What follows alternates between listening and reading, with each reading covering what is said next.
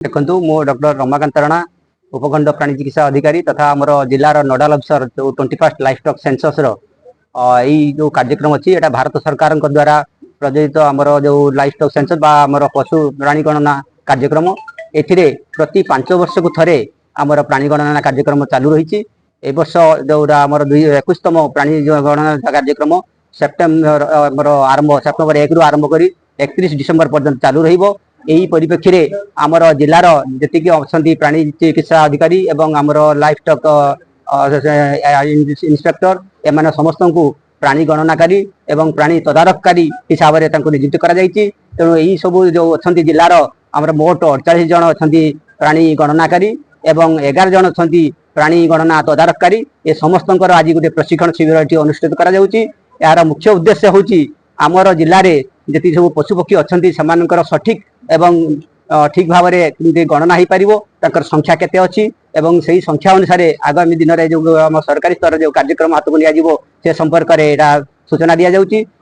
जो प्रशिक्षण शिविर अच्छी ये प्रशिक्षण शिविर गत वर्ष आमर लैपटॉप माध्यम किंतु चलित वर्ष आम मोबाइल आप आमर डैशबोर्ड माध्यम प्रशिक्षण दि जाऊँगी जहाद्वारा यह कार्यक्रम शीघ्र त्वरान्वित हो पार एवं कार्यक्रम सठिक रूपायन हो पार आज समस्त प्राणी गणनाकारी एवं प्राणी तदारखकारी मान को आम प्रशिक्षण शिविर करा सर आज कार्यक्रम कौन उद्देश्य थिला कौन परामर्श देबे सर 21तम प्राणी गणना आम प्राणी को प्राणी धन बोली कहूचे तेना आमर इनकम से गोटे बहुत इम्पोर्टाट सोर्स एवं तार गणना आरंभ हो प्रति 5 वर्ष थे गणना करा जाए तेणु से आज जो मैंने सब अच्छा डॉक्टर आरंभ कर एल पर्यंत समस्त आज